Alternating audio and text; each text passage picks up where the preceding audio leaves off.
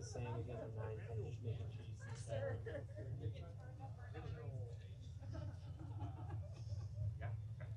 Okay, good, thank you. It's gonna be too bad. Awesome. Yeah. Yeah.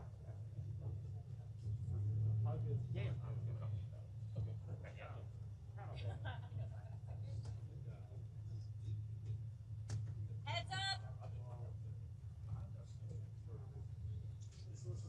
Some B-roll camera content too, get your names.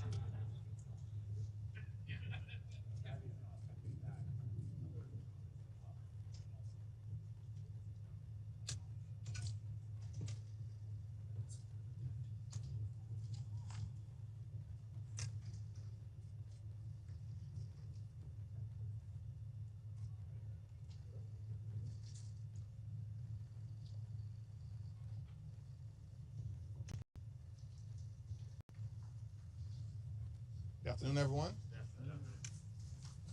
House and Senate Democrats have repeatedly made clear that we will sit down with anyone, anytime, any place to negotiate a bipartisan agreement that reopens the government and that addresses the Republican healthcare crisis. We've also made clear that we will not support a partisan Republican spending bill that continues to gut the healthcare of the American people, because we're dealing with a Republican-created healthcare crisis that must be addressed with the fierce urgency of now. It's time for House Republicans to get back in town, get to the negotiating table, and get real about reopening the government and addressing the quality of life and cost of living challenges that the American people face all across the country. House Republicans canceled votes last week. House Republicans canceled votes this week. House Republicans appear ready to cancel votes next week. These people are not serious about reopening the government. Donald Trump and Republicans decided to shut down the government because they'd rather inflict that kind of pain that the American people are experiencing right now than address the health care of everyday Americans and the need to urgently extend the Affordable Care Act tax credits to avoid tens of millions of Americans from having to pay dramatically increased premiums, co-pays, and deductibles. This Republican healthcare crisis must be addressed with the fierce urgency of now. That's not a partisan position. It's a widely held view amongst the American people all across the country, which is why our position continues to be clear. We will sit down to negotiate with members of the Trump administration, with Republican leaders in the House and the Senate. We're ready to do it now, but we have to also address the Republican healthcare crisis. Questions? Leader Jeffries. Thank you. Good afternoon. Yesterday, Leader Schumer indicated that the longer this goes on, this is better for the Democrats. Do you believe, as Republicans suggest, that that's a callous remark, that this is kind of a scorekeeping going on here? House and Senate Democrats have been completely aligned, and we've taken a principled position in defense of the health care of the American people. Leader Schumer and Senate Democrats have courageously taken vote after vote against the partisan Republican spending agreement and bill, because that bill continues to gut the health care of the American people. This is an extraordinary health care crisis that even Marjorie Taylor Greene recognizes is a very real thing for everyday Americans all across the country. The largest cut to Medicaid in American history that Republicans have visited upon the American people. That's a real thing. The possibility of a $536 billion cut to Medicare that will take effect at the end of this year if Congress doesn't act, because of the one big ugly bill. That's a real thing. The fact that unless we extend the Affordable Care Act tax credits, tens of millions of Americans are about to experience dramatically increased premiums, copays, and deductibles by thousands of dollars per year. That's a real thing. The fact that hospitals, nursing homes, and community-based health clinics are closing all across the country, including in rural America, that's a real thing. The Republican healthcare crisis is real. It's upon us. It's devastating the country. And House Democrats partnering with Senate Democrats are standing up on principle in defense of the American Was people. there a Leader problem with that Jeffries, Republican? have you Thank spoke? Have you So, The president brought your name up earlier today during the cabinet meeting. Is that the first time that he has actually said your name out loud? And also, why is it important for you to have something resembling a working relationship with the president? I guess it appears to be the first time that he has actually mentioned my name, but we obviously, more importantly, had a meeting a week ago to sit down at the White House, at the Oval Office, to try to negotiate a bipartisan spending agreement to, at the time, avoid a shutdown and also to address the Republican healthcare crisis. Unfortunately, subsequent to that Oval Office meeting, the Republican behavior has been erratic at best. Subsequent to that White House meeting, all we saw from President Trump were deep fake videos, threats to cancel projects, promises made to engage in mass firings, Republicans in the House continuing to be on vacation all across the country, and Leader Thune engaging in the classic definition of legislative insanity, which is doing the same thing over and over and over again, bringing the same partisan Republican spending bill to the Senate floor over and over and over again and expecting a different result. Things are not going to change until Republicans actually decide to get serious about a bipartisan negotiation, because our position has been well articulated in defense of the American people: cancel the cuts, lower the costs, save healthcare. Leader Jeffries, have you spoken with Speaker Johnson about Congresswoman-elect Adelita Grijalva? Is he setting a precedent here that you could follow? Well, Representative-elect Adelita Grijalva should be sworn in now. It should have happened this week. It should have happened last week. It needs to happen next week. Leader Jeffries, you mentioned that you're willing to sit down with the Trump administration. You say that it's going to be up to President Trump to give Speaker Johnson and Leader Thune marching orders on how to resolve this issue.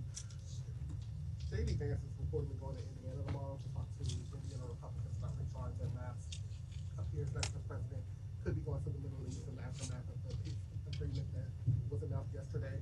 Does that indicate to you that the shutdown will go on into the weekend, into next week? What are your thoughts about the administration's movement heading into the weekend as this shutdown goes on? Donald Trump and Republicans shut the government down because they'd rather inflict pain on the American people than address the healthcare crisis that they've created. And the behavior that we continue to see, including the vice president apparently traveling to Indiana to try to rig the congressional map as part of their effort to steal the midterm elections, again reinforces the lack of seriousness in terms of their behavior, particularly as it relates to reopening the government or making sure that our military troops who are in harm's way are actually paid. And it's very unfortunate that their behavior continues to signal that they are uninterested in the type of bipartisan negotiations necessary to bring the Trump Republican shutdown to a close. I hope that changes. I hope it changes today. I hope it changes tomorrow. We'll meet with them anytime, any place, anywhere, either here at the Capitol or back in the Oval Office. But Republicans need to get serious about reopening the government. They need to get serious about reaching a spending agreement that actually makes life better for the American people, addresses the cost of living crisis that exists in America that Donald Trump promised to fix on day one, but costs haven't gone down on day one. Costs have gone up. The Trump tariffs are making life more expensive. And now, because of their refusal to deal with the Affordable Care Act tax credits, healthcare premiums are about to explode. Leader Jeffries, would you support a standalone bill for military members? I believe that has happened in previous shutdowns. There may be a bill already introduced to do that now. Yes, and what House Republicans need to do is come back so we can address the military pay issue and reopen the government. I mean, this is an extraordinary thing. It's unbelievable. Members of the House Republican Conference are upset and perplexed that their leadership has them on vacation week after week after week. The last day the House was in session was September 19th. Republicans got out of town before sundown, and we haven't seen them back in Washington since. This is extraordinary. This is a crisis, both in terms of the government shutdown, the impact on the American people, the impact on aviation safety, the impact on public safety, the impact on the health and well-being of the American people. And House Republicans remain on vacation. Their own voters are telling them, including the Republican Speaker, get back into town. Sit down with Democrats, engage in a bipartisan negotiation, reopen the government, and address the healthcare crisis that they've created, which impacts rural America, small town America, urban America, working class America, Black and brown communities throughout America, and the heartland of America. That's the focus that Democrats have. We need Republican partners to join us. Leader Thank you. Jeffries. What do you think of the Trump administration's plan to pay for the RIP program with tariff revenue? Yeah, I'm unfamiliar with that plan, but what we've seen in prior shutdowns is that presidential administrations have continued to provide support for women, infants, and children. And that needs to continue right now. And to the extent that anything different happens, it will be another example of the Trump administration using the shutdown to continue to inflict cruelty on the American people. It's the reason why the American people know who's responsible for shutting the government down and know that Republicans have been unserious to date about reopening it. Leader Thanks, Jeffries. Nicole. Mr. Leader, we saw Congressman Lawler approach you yesterday after your press conference. Who? We also saw Democratic Senators Gallego and Kelly go to the Speaker's office yesterday. You say this is a crisis. What is stopping you from just going to the Speaker's office, going to Leader Hakeem's office to have this conversation that you want to have? Well, it takes two to tango, and at the end of the day, we have continued to make clear that we will sit down with the Republican Speaker, with the Republican leader, with President Trump once again, with Vice President Vance, with people from the administration to resolve this crisis. But we actually need Republicans to decide to get serious. Understand, it's important for the American people to understand. They have the House, the Senate, and the presidency. This is Republican complete control of government. And from the very beginning of this presidency, they've taken a my way or the highway approach, a go it alone approach. It's not working out for the American people. And the American people know that things in this country are moving in the wrong direction, not the right direction. And that Republicans have complete control of government, that costs have gone up, not down. Life is more expensive. That the healthcare crisis will be devastating to their ability to actually be able to see a doctor when and where they need it for themselves, their children, and their families. And as Democrats, we actually have come to the conclusion that we're trying to help them address the mess that they've created, because dealing with this issue related to healthcare costs, healthcare access, hospital closures, nursing home closures, community-based health centers closing in rural America, in red states, along with purple states and blue states, is just good for the country. And unfortunately, to date, what we've seen from Republicans is an unwillingness to actually sit down and find a common sense bipartisan path forward. Leader Jeffries. Have you or anyone in your caucus talked to Marjorie Taylor Greene this week about given her statements? And also separately, how shocked were you that you are able to use her to prove your points? I can't say that I've had a conversation with Marjorie Taylor Greene, but she is correct as it relates to the health care crisis that exists. And it's consistent with the point that we as Democrats have made from the very beginning, that Republicans have made a mess of the health care in this country. It's a broken system. It's a life or death issue. Yesterday, we heard testimony from a 29-year-old woman, Mariah Plant, courageous woman. She lives in Wyoming County in West Virginia. That's a state that Donald Trump won by 42 points. She's a small business owner. She also cares for her older brother, who's completely nonverbal and legally blind, requires around-the-clock care that Mariah lovingly provides. She's able to provide that care to her older brother because of Medicaid, which is now being threatened as a result of the Republican One Big Ugly Bill. The hospital in the rural part of West Virginia that she utilizes in cases of emergency is at risk of closing. And she gets her health care from the Affordable Care Act tax credits, which makes it affordable for her, given all of the things that she has to deal with. And if those tax credits expire, she's going to face thousands of dollars in additional expense and will be unable to see a doctor for herself, let alone be able to continue to care for her older brother in the loving environment in the home that she's in. We're fighting for people like Mariah Plant.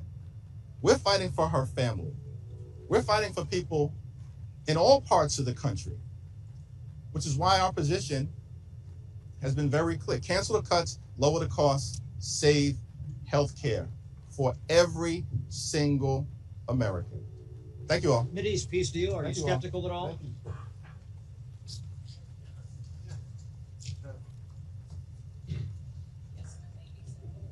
Thank you, Chad. Solid statement.